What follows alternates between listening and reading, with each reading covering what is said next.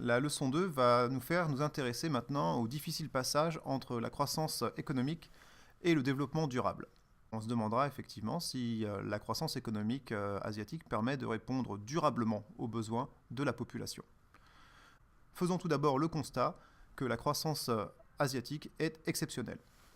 L'Asie du Sud et de l'Est, c'est la région du monde dans laquelle la croissance économique est la plus forte. Elle a connu effectivement une croissance annuelle de 9,4% en moyenne entre 2005 et 2015.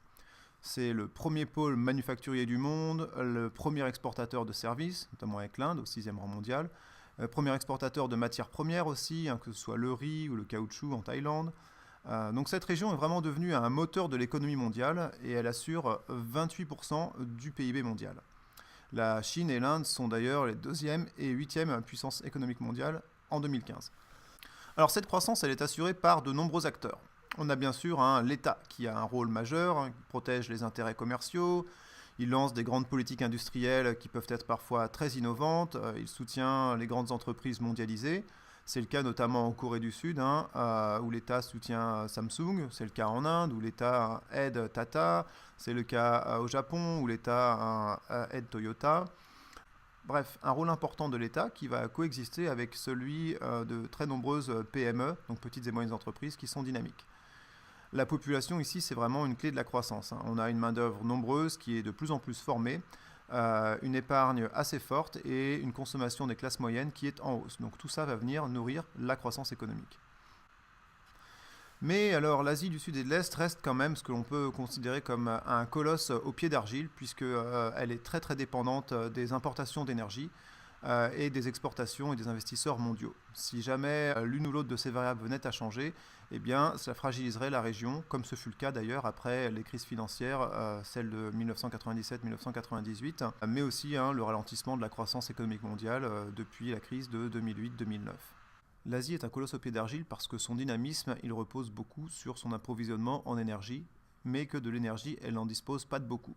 2,5% des ressources pétrolières, 8,5% des ressources mondiales de gaz, donc elle est très dépendante de ces énergies fossiles. Les pays vont quand même essayer de développer leurs énergies renouvelables, c'est le cas en Corée du Sud, c'est le cas en Chine notamment, où on met en place des centrales thermiques et des centrales nucléaires. Alors énergie renouvelable, ça reste un point d'interrogation concernant le nucléaire. C'est un colosse au pied d'argile aussi puisque ces territoires ne sont pas tous très bien intégrés dans la mondialisation. Les régions littorales, côtières, c'est le cas de la mégalopole japonaise par exemple, eh bien, sont les territoires les mieux intégrés. Les grandes métropoles côtières, les grands ports asiatiques sont les territoires de la prospérité de l'Asie du XXIe siècle. En échange, par contre, on a toujours des territoires qui sont beaucoup plus enclavés. Alors c'est le cas notamment de la Corée du Nord, qui est le pays le plus fermé au monde, mais c'est le cas aussi de certains autres pays qui n'ont pas d'accès direct à la mer. C'est le cas du Népal, c'est le cas de Bhoutan, donc là ils payent assez fort le prix de l'enclavement. C'est le cas aussi de certaines îles assez éloignées, loin des grands ports et de la mondialisation, qui participent à une autre mondialisation, celle des flux illicites. Je pense notamment à certaines îles de l'Indonésie, à certaines îles des Philippines également. Enfin, c'est un colosse au pied d'argile puisque certaines parties du continent sont encore sous tension. En effet, les tensions géopolitiques sont assez nombreuses, notamment occasionnées par la Chine qui cherche à sécuriser ses ressources énergétiques dans ses mers côtières. Donc ça crée beaucoup de tensions. Mais les frontières sont aussi problématiques entre l'Inde et le Pakistan, sur la région du Cachemire, entre l'Inde et le Bangladesh aussi, ou entre les deux Corées. La Chine également possède des tensions internes avec les revendications autonomistes au Tibet ou certaines guérillas dans l'est de l'Inde. Donc voilà, tensions entre pays, tensions internes. Et puis, autre source de tension, ou plutôt de source de problème, eh bien, ce sont les catastrophes naturelles, puisque les populations d'Asie sont soumises aux moussons, aux typhons, aux éruptions volcaniques, aux tremblements de terre, bref, tout un ensemble de catastrophes naturelles. Entre 2005 et 2015, l'Asie a été le continent qui a subi le plus de catastrophes naturelles, 2435 catastrophes naturelles très exactement, avec 750 000 victimes. Donc c'est 38% du total des catastrophes naturelles et 59% du total des victimes. L'atout pour le développement de l'Asie de l'Est et du Sud, c'est la stratégie notamment de développement d'une économie extravertie, c'est-à-dire ouverte vers les autres. sur le modèle japonais, les pays de l'Asie de l'Est, comme la Corée du Sud ou Taïwan, puis du Sud-Est, c'est la Malaisie, les Philippines, ont suivi ce qu'on appelle un développement en vol d'oies sauvages. À tour de rôle, ils sont devenus des pays ateliers qui sont montés en gamme.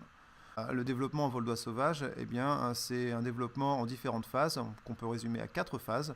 La première étant l'importation, la seconde la production, la troisième l'exportation et la quatrième les délocalisations.